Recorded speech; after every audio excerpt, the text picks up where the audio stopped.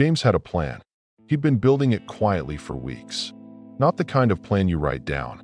The kind that lives in the back of your mind, in the silence between thoughts. The kind that starts to feel like the only door left in a room with no windows. Nobody knew. His coworkers saw a guy who was fine. His family heard a voice on the phone that said, "I'm good, just busy." And maybe that's the scariest part. How easy it is to disappear while still being present. How a person can be standing right in front of you and already be gone. At 11:47 p.m., there was a knock on his door. Wrong apartment. A delivery man, apologizing for the late hour, holding a bag of food that belonged to someone else. But the way James opened that door, slowly, like he wasn't sure why he was even answering, made the man pause. He looked at James the way people rarely look at each other anymore. "You okay, brother?" Nobody had asked James that in months. And something in those 3 words, something small and unremarkable, cracked something open. There's a thing that happens when you've been carrying something too heavy for too long. You stop asking for help. Not because you're proud, though sometimes that's part of it. You stop asking because somewhere along the way, you got the message that your weight is too much for other people to hold. That you're a burden. That the kindest thing you can do is disappear quietly. James had gotten that message early. He was 43 years old, divorced, 2 kids he saw every other weekend. And even that schedule had gotten complicated lately. Work, distance, the kind of logistics that slowly replaced the actual relationship until one day you realize you haven't really talked to your daughter in 6 months, even though you've technically seen her. He'd lost his job 8 months before. Not fired, laid off. The distinction matters to people who've never been laid off. To everyone else, it just means the same thing. One morning you wake up and the structure that held your days together is gone. He found another job. Smaller, less money. The kind of job you take because you need something to wake up for, not because it means anything. And he told himself that was fine. That people adjust. That this is just life doing what life does. But adjustment takes energy. And James was running out. The apartment was the last piece. He'd downsized after the divorce. A 2-bedroom in a building where he didn't know any of his neighbors, where the walls were thin enough to hear other people's televisions, but thick enough that nobody ever knocked. It suited him, in the way that isolation always starts to feel like preference before it starts to feel like a prison. He'd been in that apartment for 2 years. In 2 years, not one person had knocked on his door. Until that Tuesday night in November. Here's what I want you to think about for a second. You've probably had moments like James. Maybe not as dark. Maybe darker. I don't know your story. But that feeling of being present and invisible at the same time. Of performing okayness so consistently that eventually people stop checking. Of waking up one morning and realizing that the distance between you and everyone else has grown so quietly, so gradually, that you don't even know when it happened. That's not weakness. That's what happens when people don't have the language for what they're feeling, and the world keeps moving, and you keep nodding, and somewhere in that space, between the nods and the I'm fines, you lose the thread back to yourself. James had lost that thread, and on that Tuesday night, he wasn't sure he wanted to find it.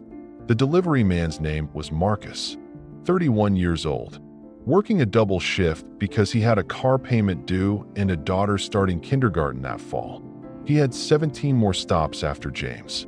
He was tired. He had every reason to just apologize, confirm the address mistake, and move on. But he didn't. He paused. And that pause, that small, unremarkable, completely human pause, is what this story is really about. Marcus asked the question and then waited. That's the part people don't talk about. Asking "Are you okay?" is easy. Waiting for the real answer, that takes something. Most of us ask and then fill the silence ourselves. "You look tired. Long week, right?" "Yeah, me too." We hand the other person an exit because we're not sure we actually want to know. Marcus waited. James stood in the doorway of his apartment at 11:47 at night, holding the door like it was the only thing keeping him upright. And he looked at this stranger, this tired man in a red jacket with someone else's food in his hand, and he said, "Not really. 2 words. The truest thing he'd said out loud in months. Marcus nodded, not like he was surprised, like he recognized it. You want to sit for a minute? I got a few before my next stop. James almost said no. He could feel the no forming in his mouth, the polite, automatic no that we use to protect ourselves and everyone around us from the inconvenience of our own pain. But something stopped it. He didn't know what. Maybe exhaustion. Maybe the fact that Marcus had asked a second time without making it feel like charity. He said yes. They sat on the steps outside James's apartment. Marcus ate a granola bar from his jacket pocket. James held a glass of water he'd grabbed without thinking. And they talked, the way strangers sometimes talk, without the performance that comes with people who know your history. No context, no careful navigation around old wounds. Marcus talked about his daughter, about how scared he was of doing it wrong, of being the kind of father who was there but not there. James listened, and in listening, something shifted because he knew that fear. He knew it from the inside. I think about my kids like that, James said. And then, before he could stop himself, I think about whether they'd be better off. He didn't finish the sentence. He didn't need to. Marcus looked at him for a long moment. Then he said, quietly, better off without you, or better off if you weren't here at all. The difference between those two questions is the difference between a wound and an emergency. Marcus knew that. James hadn't expected anyone to know that. The second one, James said. And that was the moment. Not a dramatic moment. Not a movie moment. Just 2 men on a staircase at midnight. One of them finally telling the truth to someone who wasn't looking away. I want to stop here for a second and say something directly to you. If you've ever had a thought like the one James had that night, the kind that starts with they'd be better off, I want you to know something. That thought is a symptom of a pain that has gone unaddressed for too long. It is not the truth. It has never been the truth. But it feels like the truth when you've been carrying it alone in the dark for too long. The dark lies. It always has. James knew that somewhere. He'd just forgotten. There's a version of this story that ends differently. Marcus confirms the address, apologizes again, and walks back down those stairs. James closes the door, and the plan that had been building quietly for weeks continues building. We don't talk about those versions, but they happen. Every day, in apartments and houses and cars parked in quiet streets. They happen. People who needed one moment of contact, one person to pause, to wait, to ask the second question, and didn't get it. James got it. And I've thought a lot about why. Not in a mystical way. Not in a everything happens for a reason way. Because I've lived long enough to know that things happen for no reason at all. And the meaning, if there is any, is something we build afterward, slowly, out of whatever's left. I've thought about it because the distance between those two versions of that night was so small. A wrong address. A man who was tired but paused anyway. 3 words asked without expectation. That's it. That's the entire distance. James called a crisis line that night. Marcus sat with him on the steps until he did. Not pushing, not panicking, just present. Like a witness. Like proof that James was still someone worth witnessing. The person on the other end of the line talked to James for an hour and 40 minutes. He didn't sleep until almost 4 in the morning. But he slept. When I think about the people in my own life who've been in that place, and there have been more than I expected, more than anyone expects, because we are not good at seeing this in the people we love. What I notice is how ordinary the days before looked. How nothing on the outside gave it away. A person can be drowning in plain sight, and we read it as tired or stressed or going through something. We are not trained to look underneath the surface. Maybe we're afraid of what we'll find. Maybe we're afraid that if we ask the real question, we'll be responsible for the real answer, and we don't know what to do with that. So we ask how are you and accept fine and move on, and we call it respecting people's privacy when sometimes it's just our own self-protection. Marcus wasn't trained either. He wasn't a therapist or a social worker. He was a man who was tired and behind on his deliveries, and something in James's face made him stop. That's the whole credential you need, sometimes. Just eyes that are willing to really look. The weeks after that night were not easy. I want to be honest about that, because stories like this sometimes skip the hard middle and go straight to the transformation, and that skip is a kind of lie. James started therapy. The first 2 sessions, he mostly talked about work. The therapist let him. On the 3rd session, he cried for 20 minutes and didn't say much at all, and the therapist let him do that too. He called his daughter, not to talk about anything specific, just to hear her voice. She was 11. She talked for 45 minutes about her volleyball team and a book she'd read and a girl at school who she wasn't sure was her friend anymore. He listened to every word. There's a question I keep coming back to when I think about James. Not what saved him, though that question matters, but what had been slowly taking him apart in the first place. Because the knock on the door was a beginning. But the 8 months before it, those months of quiet unraveling, those were a story too. And if we only tell the rescue and not the erosion, we miss the part that might actually be useful to someone watching this. James's unraveling looked ordinary. That's what made it so hard to see.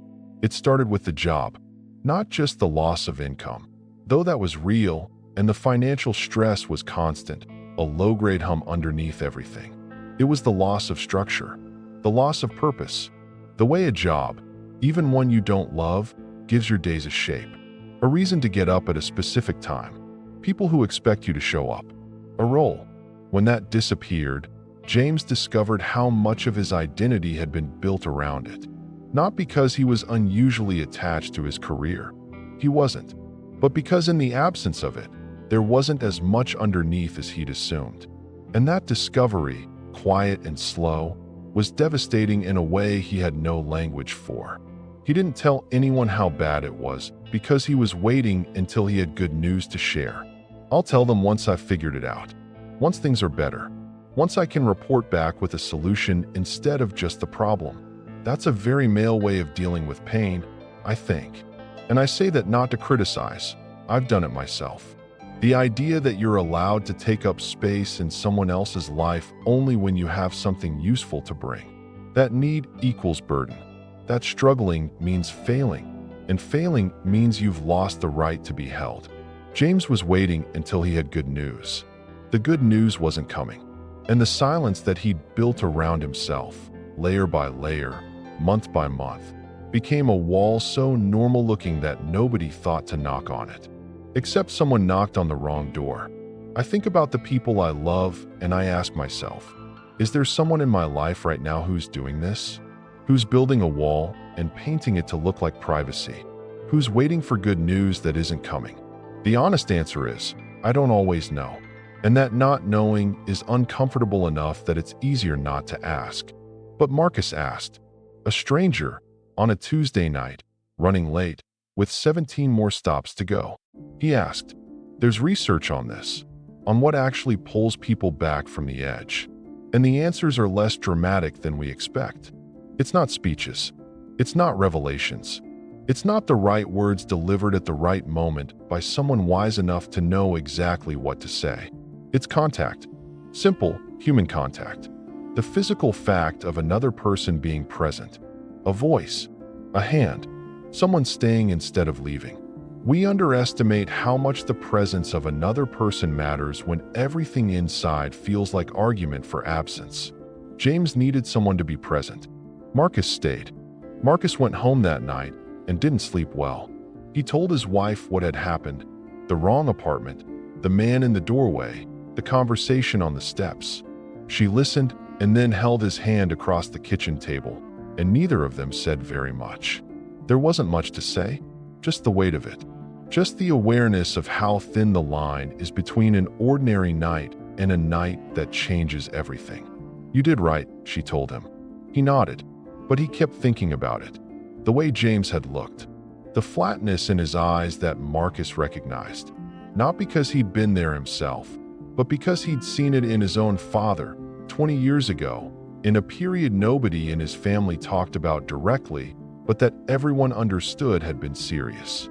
He recognized the look, and that recognition, that stored knowledge passed down through pain, was part of what made him pause. We carry more than we know. Every hard thing we've witnessed, every loss we've survived, every person who sat with us in the dark. It changes us in ways that don't show up in any obvious place. It lives somewhere quieter. And then one day, standing on someone else's doorstep at midnight, it surfaces as instinct. Something's wrong. Stay? Marcus didn't have a training. He had a father he almost lost. That's how knowledge travels sometimes. Not through books, through the body, through memory, through the specific weight of having been close enough to devastation to know its shape. James and Marcus stayed in touch, not in a dramatic way. James texted him a week later, just a hey, wanted you to know I'm okay. And Marcus replied with a thumbs up and a glad, brother. A few months later, James sent a longer message. Told him he was seeing a therapist. Told him he'd called his kids. Told him he didn't know if Marcus understood what that night had meant, but he wanted him to know. Marcus read it in his car, between deliveries. He sat there for a few minutes. Then he drove to his next stop. He didn't think of himself as a hero. He was specific about that. Later, when a mutual connection turned this story into something people shared online. I just asked a question, he said. He's the one who answered it honestly. He's the one who made the hard call. He did the work. I was just there. Just there. Two words that contain multitudes. I want you to sit with something. Think about the moments in your own life when someone just being there made a difference that you still feel. Not someone who fixed it. Not someone who had the right answer. Just someone who showed up and didn't leave. I'd bet there are more of those moments than you can count on one hand. I'd bet that some of them involve people who had no idea how much their presence mattered, who probably went home that night and thought nothing of it, who were just doing the ordinary thing, showing up, staying, asking how you were, and meaning it. Those people changed your life and might not know it. You've probably been that person for someone else, and might not know it either. The geography of kindness is invisible. We don't get to see the maps. We don't know which moment landed somewhere that mattered, which conversation stayed with someone for years, which 3 words asked at the right time sent someone in a different direction. We just do the thing, and then we keep going. Marcus kept going. 17 more stops that night. James called the crisis line, and then went to sleep, and woke up. If you're still with me, if you've made it this far into this story, I want to pause for a moment and say something directly. This channel exists because stories like James's matter. Because the things that happen in quiet apartments at midnight, the things that don't make the news, the small moments of human contact that reroute entire lives, those deserve to be told. Carefully, honestly, without performance. If that means something to you, I'd like to invite you to subscribe. It costs nothing. And every time you come back, you're telling us that this kind of storytelling is worth continuing. So if you're not subscribed yet, hit that button. Come back tomorrow. There's more where this came from. And if you know someone who needs to hear a story like James's right now, send it to them. You don't have to say why. Just send it. Now, back to James. Because the night on the steps was a beginning. And beginnings are only interesting because of what comes after. 14 months later, James sat across from his daughter at a diner 2 blocks from her mother's house. She was 12 now. She ordered pancakes and talked without stopping, the way 12-year-olds do when they feel safe, and he listened the way he hadn't always listened before, not waiting for his turn to speak, not half present while the other half managed some internal calculus. Just there, fully, stupidly, gratefully there. At some point she stopped and looked at him. "Dad, you seem different." He asked what she meant. She thought about it. "Like, more here. You used to be kind of far away even when you were sitting right in front of me." He didn't trust himself to speak for a moment. "Yeah," he said. "I'm working on that." She nodded, satisfied, and went back to her pancakes. He watched her eat and thought about Marcus. About a wrong address. About a knock at the wrong door at the right moment. About how close he'd come to never sitting in this diner. Never watching her grow into whoever she was becoming. The gap between those 2 possibilities, it still made him breathless when he thought about it directly. So mostly he didn't think about it directly. He just tried to show up. Fully. Stupidly, gratefully. One diner booth at a time. There's no clean lesson here. I'm not going to give you one. What I'll give you instead is this. James is still here. His daughter is 12. She talks without stopping when she feels safe. Marcus drove 17 more stops that night and went home and held his wife's hand across the kitchen table. A wrong address. A late delivery. 3 words. I think about all the moments in my own life that happened by accident. The wrong turn that led to the right place. The conversation I almost didn't have. The door I almost didn't open. And I wonder, not in a way that answers anything, just in a way that stays open, how many of those moments were someone else's Marcus? Someone who paused when they didn't have to, who stayed when leaving was easier. We are all, in some way, living inside a life that someone else's small kindness helped to build. And we are all, in some way, someone else's accidental knock. The question isn't whether these moments happen. They do. They will. The question is whether we pause long enough to be present inside them. Whether we ask the second question. Whether we wait for the real answer. James keeps the crisis line number in his phone, not because he needs it every day, but because having it there reminds him of something he didn't use to believe, that asking for help is not the end of anything. It's a door. And sometimes, on the other side of a door, there's someone who's been waiting for you to knock. If this story landed somewhere real for you, leave a comment. Tell me what it brought up. Tell me about your Marcus, or the time you were someone else's. I read them, more than you'd think. And if you know 5 people who could use this today, not tomorrow, today, share it with them. You don't have to explain. Just send it. Subscribe if you haven't. Come back tomorrow. There are more doors worth opening.